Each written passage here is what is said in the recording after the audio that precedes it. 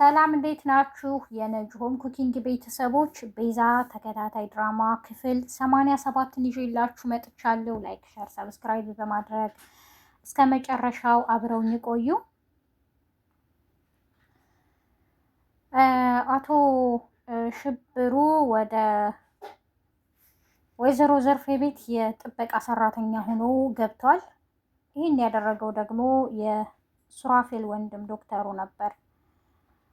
እና ወይዘሮ ዘርፌ ደግሞ በጣም ደስ ብሏታል። እንዴ ጥሩ ነው፣ እንደውም እኔም ብልህ ይህን ሰውነት ያገኘው ከየት ነው እያለችም ጥያቄ አብዝታበታለች። እሱም ይህንማ ያው የገጠር ልጅ አይደለሁ፣ አይ ስፖርት ትሰራለህ እንዴ ትላለች። አይ የምን ዘጥ ዘጥ እንኳን አይመቸኝም ይላታል።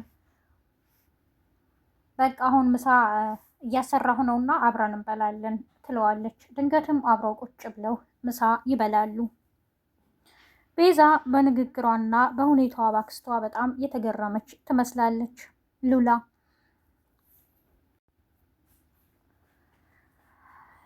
ሳሮንና ሉላ ካፌ ውስጥ ቁጭ ብለው ያወራሉ።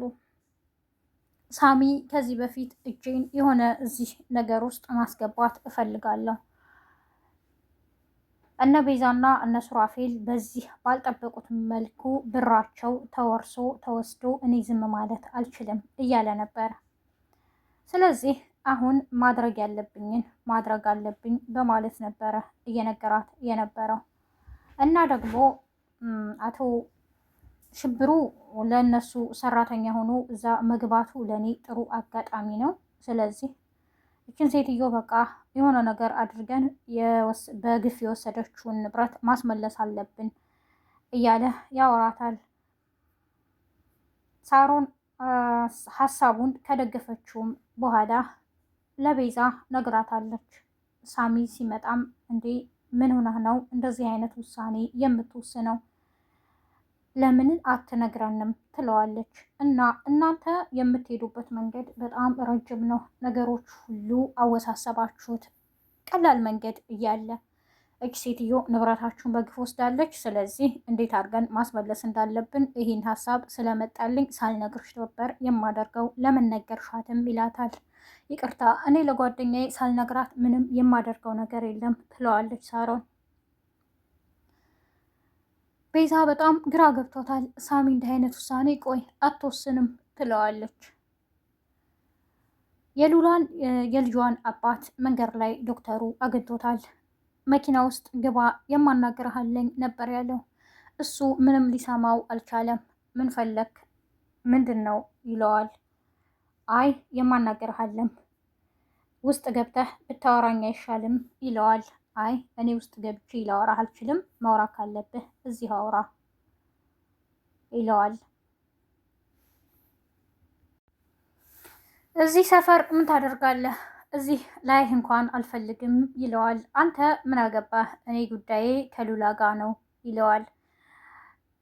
ዶክተሩም ሽጉጥ አውጥቶ ያስፈራረዋል። በእኔ በልጄ እና በእኔ ምክንያት የሚመለከት ጉዳይ የለም በማለትም የሉላ የልጁ አባት ይነግረዋል። ስማኝ ሉላ ምንም አይነት ብር ገንዘብ የላትምም ይለዋል። ሁሉም በአክስቷ እጅ ነው ሲለው ይደነግጣል። ምን ማለት ነው ይለዋል። ዶክተሩ አንተ ፈሪ በማለት ወደ መኪናው ትቶት ይገባል።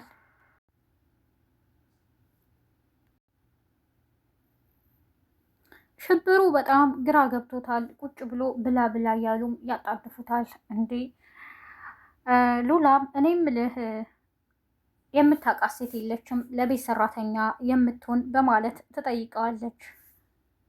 ወይዘሮ ዘርፌ አንቺ ልጅ ቀደም ቀደም ያልሽ አልመሰለሽም እንዴ? እኔ ደላላ አናግሬያለሁ ያመጣል ደላላው ትላታለች። አይ እንደሱ ጥሩ ሴት ካገኘን ጥሩ ሰው ትላታለች። እሱ ጥሩ መሆኑን እንዴት አወቅሽም? ትላታለች። ድንገት ማዕድ ላይ እያሉ ዶክተሩ ይመጣል። እንዴ ይህን የመሰለ ሰው ላክልኝ፣ ጥሩ ነው ደስ ይላል ትላለች ወይዘሮ ዘርፌ። አዎ ወይዘሮ ዘርፌ ይላታል። ሉላ ደግሞ እኔ የምለው ግን ከማን ነው የምንጠብቀው? ለምንድን ነው ይሄ ሰውዬ እዚህ የመጣው? እኛን ከማን ሊጠብቅ ነው ትላታለች። ወይዘሮ ዘርፌ እኔ ብዙ ጠላቶች አሉብኝ፣ ምናልባት እኮ ከጠላቶች መሀል አንቺም ጠላቴ ልትሆኚ ትችያለሽ ትላታለች። እኔ እኮ ልጅሽ ነኝ ትላታለች። ግን ትወጂኛለሽ ወይ በማለትም ነበር የጠየቀቻት። አዎ እወድሻለሁ፣ አንቺ እኮ የወንድሜ አደራ ነሽ፣ ተንከባክቤ ያሳደግኩሽ ለዛ ነው ትላታለች።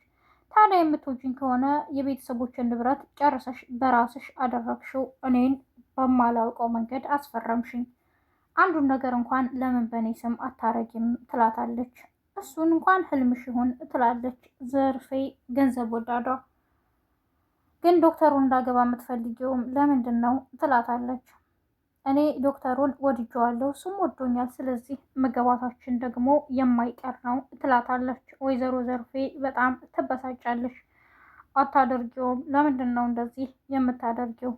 ጭራሽ ሳታገቢ በፊት ነገሮችን አስተካክለሽ መውጣት ነው ያለብሽ ትላታለች። እኔ እንደዚህ የማደርግ ሴት አይደለሁም፣ ሰዎችን አልጎዳም ትላታለች ሉላ። ሽብሩ ወደ ሳሮን በመሄድ የተፈጠረውን ሁሉ ይነግራታል። ሴትዮዋ እንዴ ጭራሽ በእግሯ ሁሉ ነበረ ብላ እያለች እንትን ስትል የነበረው እች ሴትዮ እኔ ምኗም አላማረኝም እያለ ይነግራታል። ሳሮን በጣም ትናደዳለች። እንዴት እንደዚህ ያስባሉ ትላለች። ደግሞ እኮ እርስዎ ስልም እኔ አንድ ፍሬ ልጅ ነኝ፣ አንቺ እያልክ አውራ ብላኛለች እያለ እዛው ቤት የተፈጠረውን ሁሉ ይነግራታል። ሳሮን በጣም ትናደዳለች። እና ታዲያ ለምንድን ነው ይሄን ሁሉ ስትል ዝም ያልከውም ትለዋለች። እኔማ እሱ ስለወሰደኝ አክብሬ እና ደግሞ አንቺ ብዙ ነገር ስለነገርሽኝ ነው ዝም ያልኩት ይላታል። ግን እኮ እዛ ቤት የገባሁትም ስለነዛ ስለ መንትዮቹ ታሪክ ነግረሽኛል። ስለዚህ እነሱም ያሳዝኑኛል። አንቺ ያልሽኝን ሁሉም አደርጋለሁ፣ እነ ቤዛን ለማገዝ ዝግጁ ነኝ ብሏታል። የሉላ የልጇ አባት መንገድ ላይ ቁጭ ብሎ ሉላን ይጠብቃል። ቤዛን ድንገት ላይ መንገድ ላይ ያያታል። የማወራሽ አለኝ በማለትም ስለ ሉላ ይጠይቃታል። ቤዛ ስለ ሉላ አሁን ምን አይነት ሁኔታ ላይ እንዳለች ማወቅ አልችልም፣ ነገሮችን አጣርቼ እነግርሃለሁም ትለዋለች። የዛሬው ክፍል ይሄን ይመስል ነበር። ነጅሆም ኩኪንግን ላይክ፣ ሸር፣ ሰብስክራይብ በማድረግ አብራችሁን ስለቆያችሁ አመሰግናለሁ። መልካም ቀን ባይ